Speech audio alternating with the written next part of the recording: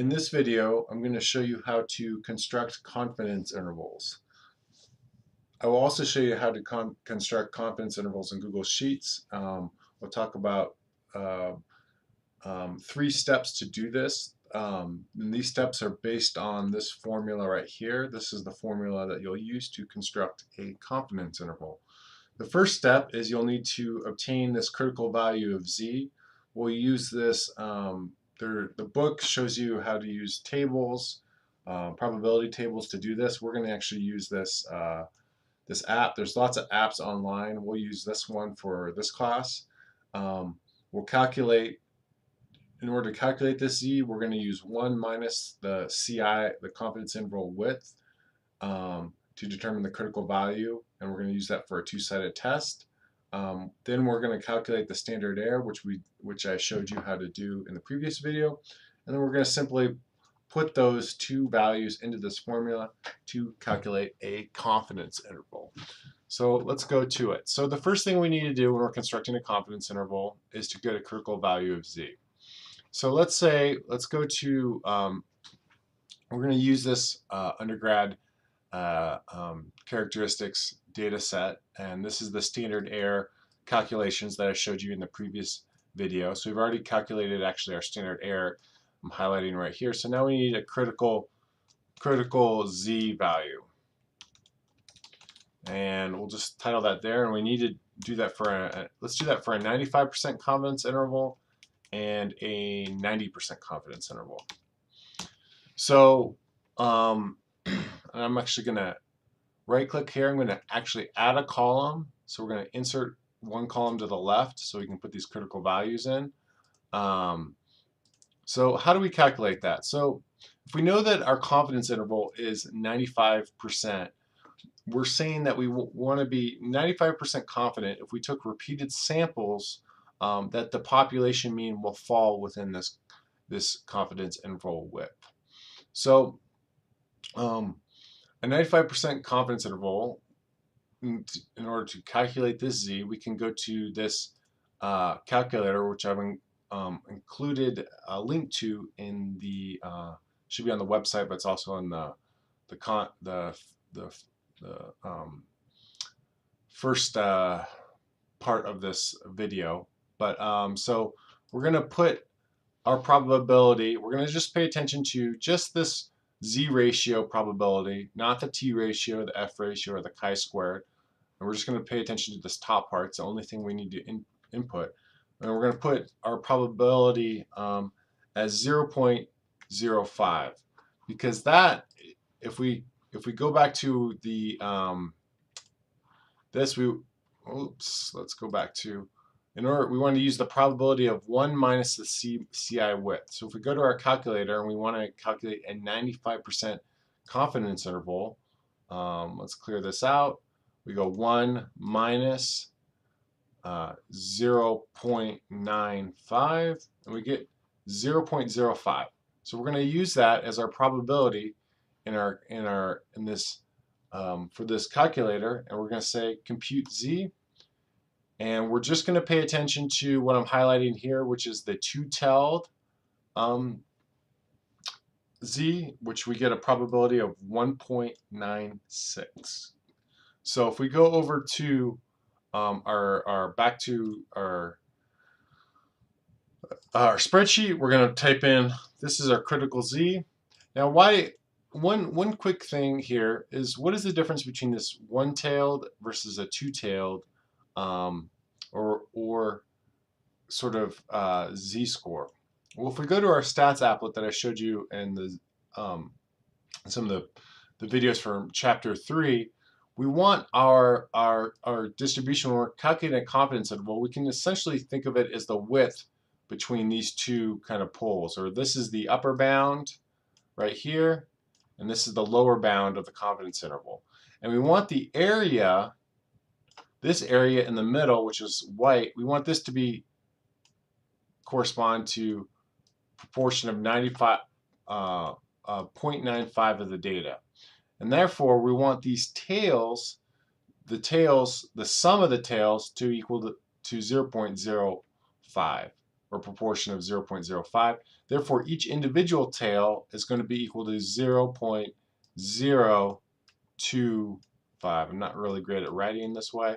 So each tail is going to be equal to 0.025. So when we slide the sliders and we have this clicked for 2 tail, we're going to slide this all the way out to where this value right here equals to 0.025. So as we go out, we're just there. And we get a critical value on both sides of 1.957, or essentially 1.96.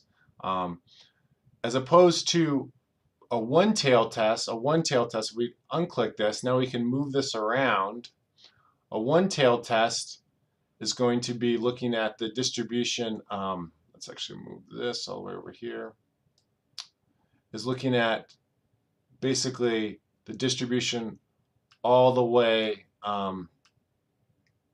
to the left or the right. So in this example, if we move this to 0.05, a 95% confidence interval would not be centered necessarily at 0 and would have this distribution all the way to the left, and have a smaller critical value here. So we want to make sure that we're using the right critical value, and we want these tails to represent the sum of each tail, or this area, to equal 0.05, so that the middle is equal to 0.95.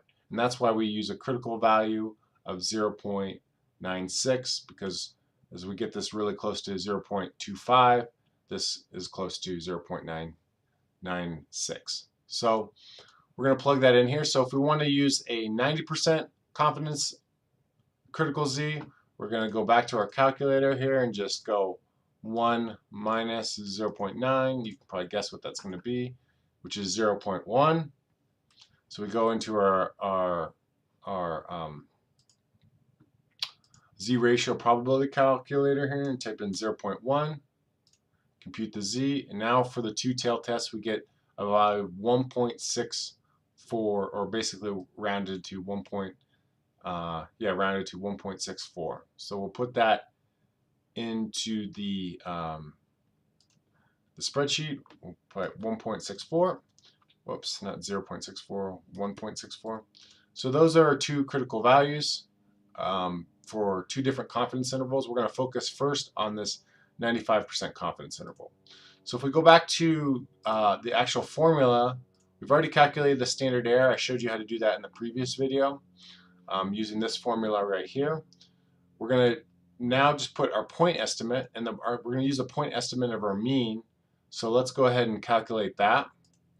So let's give ourselves the mean of extroversion. So we're going to click equals, we'll type average, and we'll go back over here to the data. We're going to click on column B, so we get all the observations in the extroversion category. And we're going to add a few decimal places. We get a mean of 56.47. We're going to drag this over, so we actually have the means for agreeableness and conscientiousness as well. So now we want to calculate the confidence interval. If we go back to our formula, it's our mean plus or n minus the Z times the standard error. So pretty simple from here on out. So now what we're going to do is we're going to have two values, because it's plus and minus. We're going to have a lower confidence interval, and we'll actually call this the lower 95% confidence interval, and then we'll have, these are just abbreviations, upper CI 95%. So for the lower confidence interval, the lower bound of the confidence interval, or the lower boundary of the confidence interval, however you want to call that, we're going to put our equals in. We're going to start with our point estimate, which is our mean of 56.47. We're going to subtract, because this is the lower bound, we're subtracting. We're going to grab our critical value, 1.96, and we're going to times it by our standard error, which is right here. Now we're going to want to lock, because we're going to want to drag this over so that we also get the confidence intervals, the lower bounds for agreeableness and conscientiousness, we're going to lock this B6 in place by putting the cursor on it and then hitting F4. We get the dollar signs and then next to the B and the 6, so that means it's anchored in place. We're going to hit enter. And so our lower bound of our confidence interval is 52.76. We'll drag this across and we get the lower bounds for both agreeableness and conscientiousness. So again, our lower bound is just our point estimate, which is right here, our mean, minus 2 times the, or not 2, the approximately 2, but our critical z-score for a 95% confidence interval, which is 1.96, times our standard error. All right, so to calculate the upper bound of this confidence interval, we're going to just go through the same steps. We're going to hit equals. We're going to add our mean to, now we're using the addition because we're calculating the upper bound, using our critical value for the 95% confidence interval, times our standard error, and we get 60.18. Now we're going to go back to this formula. We're going to double left click on that. We're going to put the cursor on the B6 so we lock this in place. We're going to hit F4. It's locked in place, and now we can drag it over and we get the upper bound for the agreeableness and conscientiousness. Now, so if we wanted to do this again for the 90% confidence interval, let's just have a little bit of space here. We'll type lower CI, we'll say 90%, and we'll say upper CI 90%. All right, now when we go to, we're gonna do the exact same steps. We're gonna hit equals. We're gonna use our mean. Because this is the lower confidence interval, we're gonna hit minus 1.96 times the same standard error, and we get our, oops, I grabbed the wrong,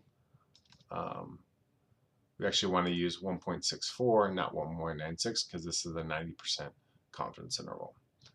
So now we get a confidence interval of 53, the lower bound at 53.36. And so we're going to want to anchor this B7 in place. So we're going to click on it, hit F4. Now we can left click, drag across, and we'll get the lower bounds for agreeableness and conscientiousness. Let's calculate the upper bound. We'll grab the mean. We're going to add it now to the critical value times the standard error. We're going to lock this critical value in place so it doesn't move as we drag. We left click and drag across, and now we get the upper bound of the 90% confidence interval. Now if we look at this confidence interval, 52.76 is the lower end and 60.18 is the upper end. And then in this case, our confidence interval is a little bit narrower in that 53.36 and 50.9.57 are a little bit closer together. So as our confidence actually decreases, our width of our confidence interval actually also decreases. As our confidence interval increases, or we're actually asking for more precision, our actual width increases here as well. So that's an important relationship to understand. Generally, we're going to want to use this 95% confidence interval, but sometimes you will see different confidence interval widths. And be prepared to answer questions on the quizzes for multiple sizes of confidence intervals, not only just a 95% width confidence interval. So in this video, I've showed you how to review kind of just generally what a confidence interval is. I showed you how to calculate a confidence interval using the data set in the Google Sheets. There's 3 steps. First, you want to obtain the critical value. We'll do this using this web app that gives us from a probability, gives us a critical value of our z-score. We're going to actually use this kind of formula, 1 minus the CI width, and using the two-sided test, the result from the two-sided test to give us our actual critical z-score. We're going to calculate our standard error, which we've done in the previous videos, and we're going to use this formula to get our lower and upper bounds of our confidence interval. So that's all I want to show you in this video. In the next video, I'm going to show you how to do hypothesis testing with confidence intervals.